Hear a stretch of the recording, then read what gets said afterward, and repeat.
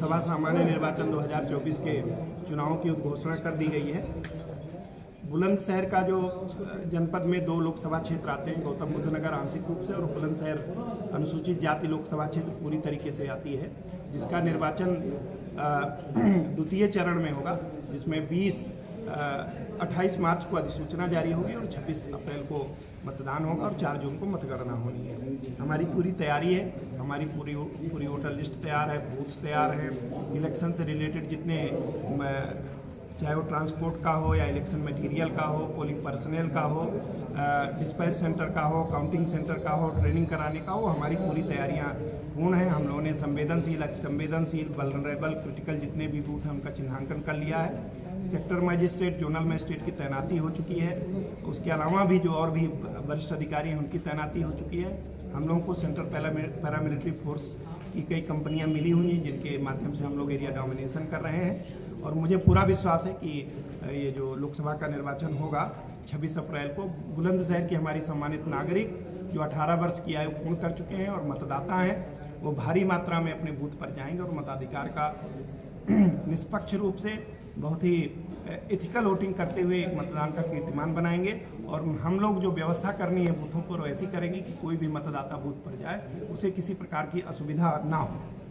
कि जो कोई भी अनसोशल एलिमेंट है या कोई अब कानून अपने हाथ में लेता है, उसके विरुद्ध कानून सम्मत सख्त से सख्त कार्रवाई की जा रही है। आप स्वयं भी देख रहे होंगे, जिन पे भी मुकदमे दर्ज हुए हैं, प्रोसिक्यूशन की प्रॉपर मॉनिटरिंग करके उनको बड़े से बड़ा दंड दिलाया गया और कई लोगों को कैपिटल पनिशमेंट भी बुलंदशहर में पिछले 1-1.5 सालों में मिला है।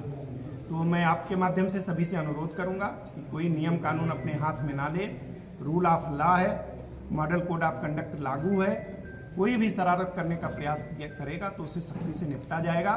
और वर्तमान में पूरी तरीके से आप स्वयं भी देख रहे होंगे कि जो जनपद की या पूरे प्रदेश की कानून व्यवस्था है बहुत ही अच्छी है, शांतिप्रिय है और पूरी तरीके से शांति है। और हम लोग आश्वस्त हैं कि अब हमें अपने जो नागरिक हैं हमारे बुलंदशहर के, उनके ऊपर बहुत गर्व है कि वो बहुत ही शांतिप्रिय हैं और कानून का पालन करने वाले हैं। सर, कंट्रोल रूम बनाया गया है इसको लेकर? आप देख रहे होंगे डिस्ट्रिक्ट कंट्रोल रूम इलेक्शन के लिए डेडिकेटेड बनाया गया है, जिसमें 7 विधानसभाओं के लिए अलग अलग डेडिकेटेड मोबाइल और फोन लाइन्स हैं। 24/7 सबकी ड्यूटी लगी हुई है। एक सी विजिल ऐप जो भारत निर्वाचन आयोग के द्वारा उसे विकसित किया गया है, जिसमें कोई भी फोटोग्राफ करके ऑडियो या वीडियो जिसमें कहीं भी मॉडल कोड ऑफ कंडक्ट का वायोलेशन होगा उसको भेज देगा और 100 मिनट के अंदर हम उसको तत्काल उनकी शिकायतों का निराकरण करेंगे। और शिकायत सही पाई जाएगी, यदि MCC के वायोलेशन का प्रकरण आएगा तो जो विधि सम्मत है RP एक्ट के तहत, IPC की धाराओं के तहत मुकदमा भी दर्ज कराएंगे। इसके अलावा मैं आम लोगों से भी अनुरोध करूंगा कि सोशल मीडिया की मॉनिटरिंग हो रही है और कोई भी ऐसी अफवाह बिना उसको पुष्ट किए हुए अफवाहों पे ध्यान ना दें।